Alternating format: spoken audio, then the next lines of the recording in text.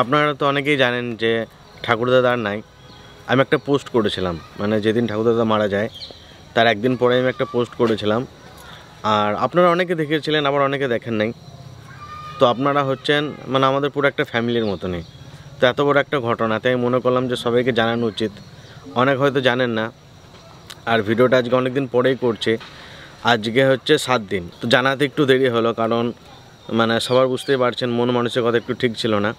তো যার কারণে একটু দেরি করে জানাচ্ছি। আর আপনারা জানতে চাইছিলেন যে আমরা কী পরিস্থিতিতে আছি, কেমন আছি না আছি, ঠাকুমা কেমন আছে, আজকে বিশেষ করে সেই জন্যই ভিডিওটা বানানো।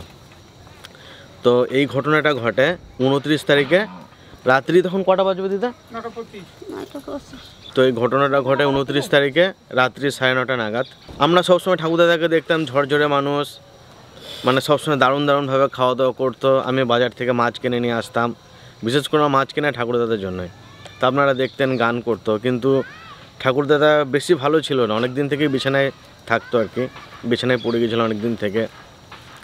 আর চোখে দেখতে পেতেন না, প্রায় 5-6 বছর ধরে চোখে দেখতে পেত না, মানে 4-5 বছর থেকে একদমই দেখতে পারতো না। তার আগে একটু আপচা দেখতে পারতো। তো ভালো ছিল না, মানে এর আগেও ঠাকুরদাদার অনেকবার শরীরের কন্ডিশান খারাপ হয়েছে। আমার বিয়ের সময় একদম মানে খুবই খারাপ অবস্থা ছিল, বাবার বিয়ের সময়। তাই দেখবেন একটা ভিডিও আমাদের কিছুদিন আগে ছেড়েছিলাম। তো আমার ছেলেকে ঠাকুরদাদা কোলে নিয়েছিল, কোলে নেওয়ার সঙ্গে সঙ্গে কেঁদে ফেলেছিল। আর বলেছিল যে তোরা কি বুঝিস না, আমি 30 বছর আগে মরে যাচ্ছিলাম, এতদিন কেন বেঁচে আছি। তো হয়তো এই কারণেই ঠাকুরদাদা বেঁচে ছিল।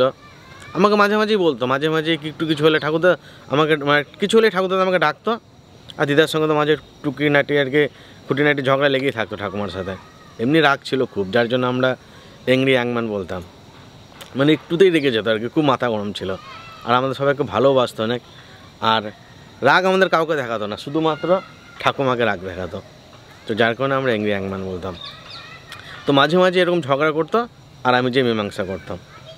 আর আমাকে বলতো যে দাদা আমি আর থাকবো না, এরকম আমাকে বলতো, মাঝে বলতো। তো সেদিন 29 তারিখে সকালবেলায় শরীরটা একটু খারাপ ছিল, রাত্রেবেলা ঘুমাই নাই, দিয়ে আমাকে ডাকলো। আমাকে ডেকে বললো দাদা আমি থাকবো না, সেদিন সকালবেলায়। তাহলে অন্যদিন তো বলে ওরকম, আজকেও বলছে কিচ্ছু হবে না। তো কদিন আর কি স্নান করে নেয়, খুব ঠান্ডা পড়েছে তো এখন, আর বয়স্ক মানুষ। তো সেই দিন কী হলো, ঠাকুমা স্নান করালো, দারুণভাবে স্নান করালো। অন্যদিন তো গা হাত পায়ে ব্যথা থাকে, জোরে ডলতে পারে না।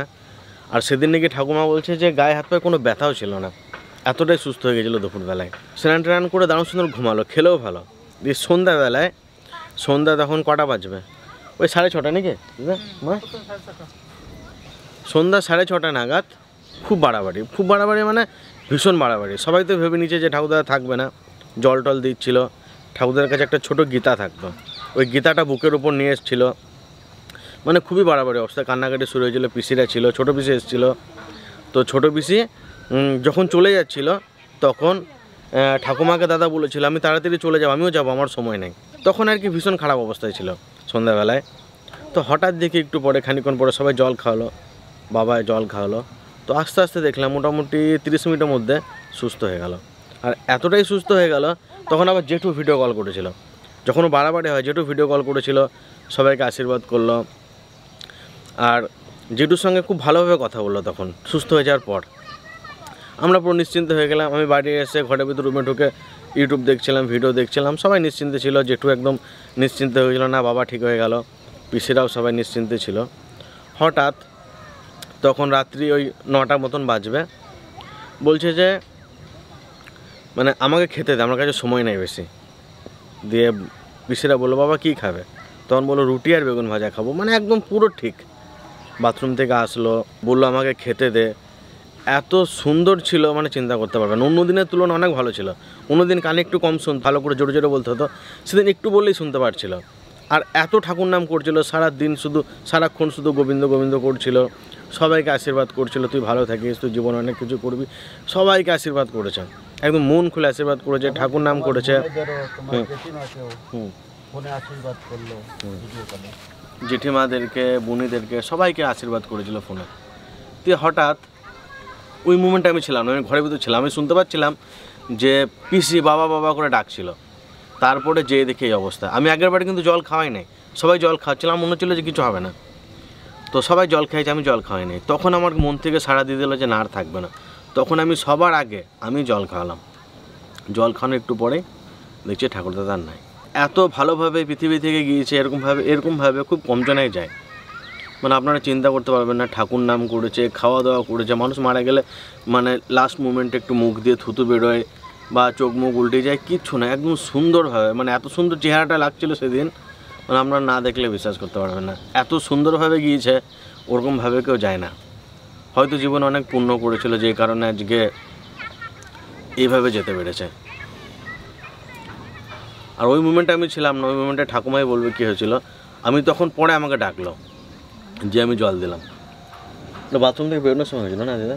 না না, বাথরুমটা বের করে নিয়ে এসে আনলে পরে আমার কাছে কে যে সবাই তো এই বিছানাইতে থাকবে না, তাই দক্ষিণ ফিলে মাথাটা দে আর উত্তর ফিলে পা দে, তাহলে খাটটায় অনেক জায়গা হবে না, তোরাও ওই পাশে থাকতে পারবে না, আমিও এই পাশে থাকতে পারবে না, এই বলতে বলতে আর কি এরকম মানে সেদিন সন্ধ্যাবেলায় তো ওরকম বাড়াবাড়ি হলো। আমি পিসিদেরকে আমি বললাম যে পিসিদেরকে এখন বাড়ি যেতে দিও না, পিসিরা বাড়ি চলে গেলেই টেনশন করে, টেনশন আরও শরীর খারাপ হয়। তো পিসিদেরকে আমি বললাম যে তোমরা কেউ বাড়ি যেও না, তোমরা এখন 3-4 দিন এখানে থাকবে, ঠাকুরদাদা দেখাশোনা করবে। তো সেই কারণে পিসিরা ভেবেছে কি আজকে বাবার সঙ্গে ঘুমাবো রাত্রেবেলায়। তো যার কারণে ঠাকুমা লম্বালম্বি করলে বেশিক্ষণ শোয়া যাবে না, কাত হয়ে সবাইকে শুতে বলে, যাতে সবাই মিলে আর কি পিসিরা সবাই আর কি দাদার কাছে ঘুমাতে পারে। আর জেঠু সৌদি আরবে থাকতো, তো জেঠু মানে আমরা তো না হলে সামনের উপরে দেখতে পারছি, ঠিক আছে, আমাদের ব্যাপারটা আলাদা। কিন্তু জেঠুর কথা ভাবুন, বাড়ির বড় ছেলে নিজের বাবাকে ফোনে ওই অবস্থায় দেখছে, কাছে নাই। এই জিনিসটা আমি বলতে পারবো না, এটা আপনাদের জেঠুই বলতে পারবে যে এই যে অনুভূতিটা যে কী অনুভূতি। বাবা চলে যাবার আগে আমি যখন ভিডিও কল করলাম, আমার মেয়ে ভিডিও কল করলো, আমার 2 মেয়ে ভিডিও কলে কথা বললো, আমার স্ত্রী সেও ভিডিও কলে কথা বলছে, সবাইকে এমনভাবে আশীর্বাদ করছে এবং মনে হলো যে হ্যাঁ এখন সম্পূর্ণ সুস্থ। এমনকি কানে কম শুনতো, সেদিনও যেন পরিষ্কারভাবে কানে শুনতে শুরু করলো। সবাইকে এত সুন্দরভাবে আশীর্বাদ করলো এত কিছু করার পর, তারপরে হঠাৎ যখন এইভাবে যখন চলে গেল সেই মুহূর্তটা তো ওই সময় আমি দেখতে পেলাম না, কিন্তু কারণ কি তার আগে ভালোভাবে কথাবার্তা বলে সব কিছু ক্লিয়ার হয়ে গেল। কিন্তু তার মোটামুটি আধা ঘন্টা পর ভাই আমাকে ফোন করছে যে দাদা বাবা নেই আর। তারপরে ওই মুহূর্তে আমি যে কি করব কি না করব আমি কিছু খুঁজে পাচ্ছিলাম না। তারপরে আমার ম্যানেজমেন্টকে সবাইকে যখন জানালাম, সঙ্গে সঙ্গে ওরা চলে আসলো এবং আমার এক্সিট রি-এন্ট্রি ভিসার অ্যারেঞ্জমেন্ট করে দিল 1 ঘন্টার মধ্যে। এবং আমি সেই আমার টিকিট সব অন্য আমার যে প্রজেক্ট ম্যানেজার তিনিই করে দিলেন এবং আমি ওই টিকিট নিয়ে ওখান থেকেই ওনারা আমাকে বললেন যে তাড়াতাড়ি তুমি প্যাকিং করো। আমার যা কিছু একটা হ্যান্ডব্যাগ নিয়ে আমি ডাইরেক্টলি 1 ঘন্টার মধ্যে আমি ওখান থেকে এয়ারপোর্টের জন্য রওনা হয়ে গেলাম। আর এয়ারপোর্ট থেকে আমি এই পর্যন্ত আসতে মানে আমি কিভাবে এসেছি সেটা আমি নিজেও জানি না। এবং আমি যখন বাইরের থেকে সৌদি আরব থেকে যখন ইন্ডিয়াতে পৌঁছালাম বোম্বে, তখন এয়ারপোর্টে আমার স্ত্রী আমার মেয়ে সবাই ওখানে পৌঁছে গেল এবং ওদের নিয়ে ডাইরেক্ট আমি দমদমের ফ্লাইট ধরে আমি দমদমে পৌঁছে গেলাম। তা এই যে সময়টা, এই সময়টা কিভাবে কেটেছে আমি নিজেও বলতে পারবো না। কারণ আজ আমাদের মাথার উপরে যে একটা বটগাছ ছিল, ছাতার মতো ছিল, সেই জিনিসটা যখন আমরা হারালাম আপনাদের ঠাকুরদাদাকে, তখন আপনারা এই খবরটা শুনে আপনাদের যেরকম খারাপ লাগছে, তাহলে বুঝতে পারছেন যে আমার সেই মুহূর্তটা কীরকম লাগছিল, সেটা আমি ভাষায় প্রকাশ করতে পারবো না। বাবা কাকা তো যখন কাজ হলো আর কি, আমাদের তো এই অজয় নদীতে দাহ করা হয়, তখন বাবা কাকা ছিল। তো জেঠু আসতে পারলো না, জেঠু বলেছিল যে নিয়ে চলে যেতে, কারণ জেঠু বলছিল যে যেন বাসি না হয়ে যায়, মানে জেঠু আস্তে আস্তে অনেক টাইম লাগতো। তো সেই কারণে আমরা নিয়ে গিয়েছিলাম। আর জেঠুর জন্য অস্থিটা রেখেছিলাম, যেটা জেঠু উদ্ধরণপুর ঘাটে যে দিয়ে এসেছে। আমি একটা অবাক জিনিস দেখলাম যে আমি যখন বাবাকে 3 চামচ জল দিলাম সন্ধ্যাবেলাতে, মুখে 3 চামচে খুব ভালোভাবেই খেলো। আর আমার এই কোলের উপরে বাবার বালিশের থেকে বাবার মাথাটা তুলে নিয়ে যখন আমার কোলের উপরে মাথাটা রেখে জলটা দিলাম, তারপর থেকে আমি একটা অবাক জিনিস দেখলাম যে আমার বাবা মোটামুটি খুব ভালোভাবেই কানে শুনতে পাচ্ছে। আরেকটা কথা বলি, যেটা আর কি নিয়ম, সাদা শাড়ি পরতে হয় স্বামী মারা যাওয়ার পর। তো আপনাদের একটা কথা বলি, মানে আমার ঠাকুমা সবসময় লাল পাড়ে শাড়ি পরতে ভালোবাসতো। আপনারা হয়তো ভিডিওতে দেখবেন যে কোনো শাড়ি পরলে একটু লাল পাড় পছন্দ করতো। তো আপনাদের কাছে একটা কথা আমি জানাচ্ছি যে ঠাকুমা কোনোদিন সাদা শাড়ি পরবে না, আমরা পরতে দেবো না, আমি পরতে দেবো না। নর্মাল যেরকম শাড়ি পরতো সেরকমই শাড়ি পরবে। আর হয়তো কিছুদিন সময় লাগছে ঠাকুমার, মানে বুঝতে পারছেন সবসময় ঠাকুরদাদাকে দেখে রাখতো, ঠাকুরদাদা চোখে দেখতো না, ঠাকুমার চোখ দিয়ে সব কিছু দেখতো। মানে কিছু আমাদের বাড়িতে যা কিছু হতো ঠাকুমা শোনাতো আর আমি যে ঠাকুরদাদাকে শোনাতাম।